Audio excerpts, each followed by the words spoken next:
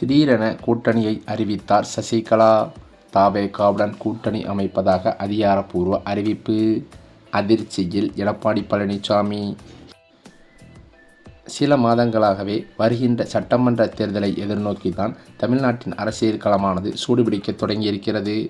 அதிமுகவில் இருந்து ஓரம் கட்டப்பட்ட முக்கிய புள்ளிகள் பலரும் திமுக, தவேகா என மாற்று முகாம்களுக்கு தாவி வரும் நிலையில் சசிகலாவின் லேட்டஸ்ட் பஞ்ச் அரசியல் வட்டாரத்தை அதிர வைத்திருக்கிறது என்றே சொல்லலாம். குறிப்பாக ஓ பன்னீர்செல்வம் திமுகவில் இணைந்ததை துரதிருஷ்டவசமானது என்று குறிப்பிட்ட சசிகலா அவர்கள் அவரின் அழிவுக்காலம் நெருங்கிவிட்டது என மரண அடி கொடுத்துள்ளார். துரோகிகளுடன் எதிரிகளுடன் கைகோர்ப்பதை விட அரசியலிலிருந்து முற்றிலும் விலகியிருப்பதே மேலானது என அவர் ஓபிஎஸ்ஐ வறுத்தெடுத்துள்ளது தற்போது பேசும் பொருளாகி இருக்கிறது. அதே சமயம் அதிமுகவின் சீனியர் தலைவரான செங்கோட்டையன் எடுத்த அதிரடி முடிவை சசிகலா மனமாற பாராட்டியிருக்கிறாராம். எதிரியுடனும் சேராமல் துரோகிகளுடனும் இணையாமல் செங்கோட்டையன் புதிய கட்சிக்கு சென்றிருப்பது நல்ல முடிவு என்று அவர் பாராட்டி தள்ளியுள்ளார். சசிகலாவின் இந்த இரட்டை நிலைப்பாடு, அதாவது ஓபிஎஸ்க்கு எதிராகவும் செங்கோட்டையனுக்கு ஆதரவாகவும் அவர் பேசியிருப்பது அதிமுகவின் தொண்டர்களிடையே பெரும் பரபரப்பையும் குழப்பத்தையும் ஏற்படுத்தியிருக்கிறது. மேலும் அது மட்டுமில்லாமல் டெல்லி மேலிடத்தின் அழுத்தத்தால் 2026 தேர்தலை கருத்தில் கொண்டு சசிகலாவை மீண்டும் கட்சியில் சேர்க்க எடப்பாடி பழனிசாமி திட்டமிடுவதாகவும் தகவல்கள் வெளிவந்துள்ளது. தென் மாவட்ட வாக்குகளை ஒன்றிணைக்க கௌரவ பதவி வழங்கி இந்த இணைப்பை சாத்தியமாக்க முயற்சிகளும் நடந்து வருகிறதாம். தமிழக அரசியலின் இருபெரும் துருவங்களில் ஒன்றான அதிமுக ஜெயலலிதாவின் மறைவுக்கு பிறகு பல்வேறு பிளவுகளையும் சட்ட போராட்டங்களையும் சந்தித்து வருகிறது. இந்த நிலையிலோ அதிமுகவிலிருந்து பல்வேறு புள்ளிகள் திமுகவில் இணைந்தது பேசும் பொருளாகி இருந்தது. அதே சமயம் தற்போது புதிய கட்சியை உருவாக்கியிருக்கும் சசிகலா அவர்கள் ஓபிஎஸ்ஐ எதிர்த்தும் செங்கோட்டையனை ஆதரித்தும் பேசியிருப்பது அவரது கூட்டணி வியூகத்தை மக்கள் மத்தியில் எதிர்பார்க்க வைத்துள்ளது. அது மட்டுமில்லாமல் அதிமுகவின் பலவீனம் என்பது தென் மாவட்டங்களில் முக்குளத்தூர் சமூக வாக்குகளில் ஏற்பட்டுள்ள சரிவு என்பதை டெல்லி மேலிடமும் தொடர்ந்து சுட்டிக்காட்டி வருகிறதாம். அதே சமயம் தற்போது சசிகலாவின் கூட்டணியானது புதிய கட்சியாக உருவெடுத்திருக்கும் செங்கோட்டையன் இணைந்திருக்கும் தமிழக வெற்றிக்களமாகத்தான் இருக்கும் என்று பல்வேறு அரசியல் நோக்கர்களும் விமர்சித்து வருகின்றனர். இந்த சமயம் பார்த்து பாஜகவும் அதிமுக, பாஜக இடையிலான கூட்டணி குறித்த முக்கிய நகர்வாக வரவிருக்கும் தேர்தலுக்கான முழு பொறுப்பையும் எடப்பாடி பழனிசாமியிடம் பாஜக ஒப்படைத்து விட்டதாக தகவல்களும் வெளிவந்துள்ளது. தமிழகத்தில் திமுக அரசை வீழ்த்துவதே தங்களது முதல் இலக்கு என்று தெரிவித்துள்ள பாஜக தலைமை, அதிமுக பொதுச் செயலாளர் எடப்பாடி பழனிசாமியின் தலைமையிலேயே தேசிய ஜனநாயக கூட்டணி தேர்தலை சந்திக்கும் என்றும் அறிவித்திருக்கிறது. இதன் மூலம் கூட்டணி குறித்த முடிவுகள் மற்றும் தொகுதி பங்கீடு போன்ற முக்கிய அதிகாரங்களை இபிஎஸ் கையில் கொடுத்துவிட்டு பாஜக சற்று பின்வாங்கியிருப்பது அரசியல் வட்டாரத்தில் பெரும் விவாதத்தையே ஏற்படுத்தியிருக்கிறது. பாஜக மாநில துணைத் தலைவர் கே.பி. ராமலிங்கம் உள்ளிட்ட முக்கிய நிர்வாகிகள் எடப்பாடி பழனிசாமி தான் தமிழகத்தில் கூட்டணியின் தலைவர் என்றும் அவரே அடுத்த முதலமைச்சர் வேட்பாளர் என்றும் வெளிப்படையாக தெரிவித்துள்ளனர். அண்ணாமலைக்கு பின் மாநில தலைவராக பொறுப்பேற்றுள்ள நைனா நாகேந்திரன் அதிமுகவின் உச்சல் பூசல்களை தீர்க்க தயாராக இருப்பதாக கூறி கூட்டணியை பலப்படுத்தும் முயற்சியில் ஈடுபட்டுள்ளார். பாஜகவின் இந்த மென்மையான அணுகுமுறை ஏபிஎஸ்ஸின் ஆளுமையை அதிகரிப்பதோடு தமிழகத்தில் ஒரு வலுவான மாற்றத்தை உருவாக்குவதற்கான யுத்தியாகவே பார்க்கப்பட்டும் வருகிறது.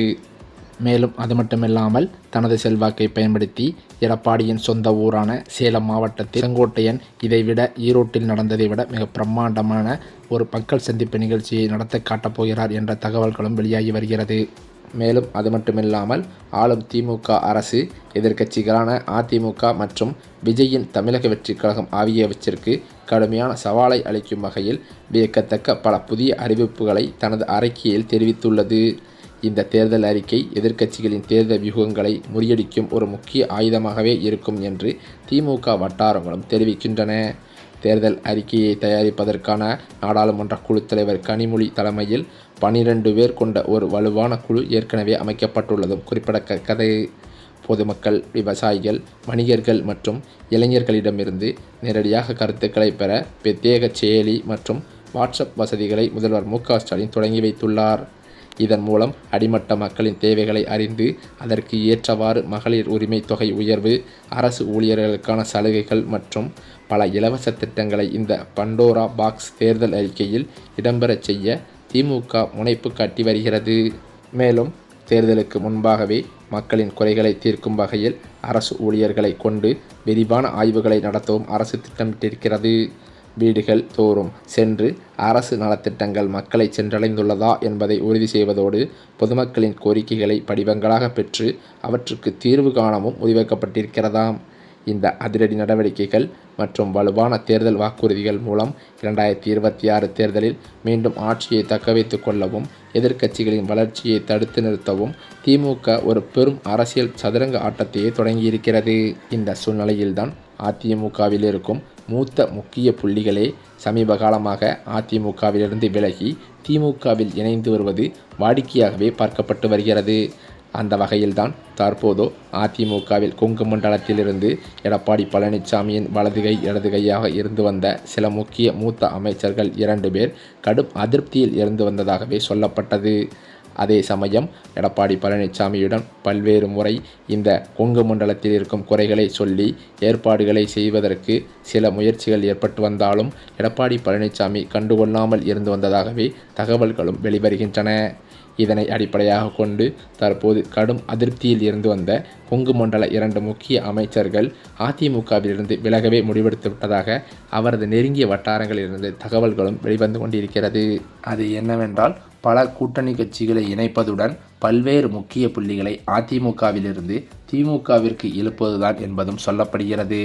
ஏனென்றால் அதிமுகவின் கோட்டையாகவே கருதப்படும் டெல்டா மாவட்டங்களில் அக்கட்சிக்குள் ஏற்பட்டுள்ள இந்த உட்கட்சி பூசலானது பொதுச் செயலாளர் எடப்பாடி பழனிசாமிக்கு பெரும் சவாலாகவே உருவெடுத்திருக்கிறது என்றே சொல்லலாம்.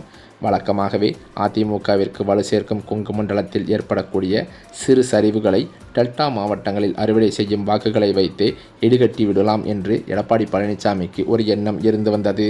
ஆனால் அந்த எண்ணத்தில் தற்போது மண்ணெல்லை போடும் வகையில் சில டெல்டா மாவட்டத்தின் மூத்த அமைச்சர்கள் அதிமுகவிலேயே பல உட்கட்சி பூசல்களை ஏற்படுத்திவிட்டு கட்சியின் செயல்பாடுகளையும் கட்டமைப்புகளையும் சிதைத்து வருவதாக எடப்பாடி பழனிசாமிக்கு தகவல்கள் வந்துள்ளதாகவும் சொல்லப்படுகிறது.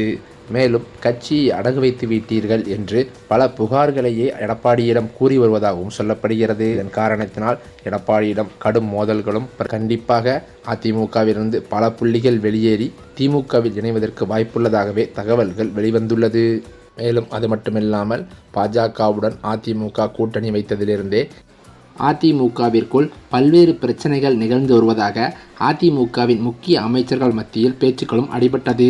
இதனை முன்னிட்டு தற்போது அதிமுகவில் பிரச்சார பீரங்கியாக செயல்பட்டு வந்த அதாவது பத்திரிகையாளர்களை லெஃப்ட் ஹேண்டில் செயல் பண்ணக்கூடிய அதிமுகவின் முன்னாள் அமைச்சர் ஜெயக்குமார் அவர்கள் தற்போது அதிமுகவிலிருந்து விலகி திமுகவில் இணைய முடிவெடுத்திருப்பதாக அதிர்ச்சி தகவல்கள் பரவி வருகிறது. இதன் காரணத்தினால் இன்றைய தினம் ஓபிஎஸ் அவர்கள் திமுகவில் இணைந்ததை தொடர்ந்து அடுத்த விக்கெட்டாக அதிமுகவில் இருந்து விலகி திமுகவில் இணைவதற்கு ஜெயக்குமார் முடிவெடுத்திருப்பது தமிழக அரசியலையே புரட்டி போட வைத்துள்ளது என்றே சொல்லலாம்.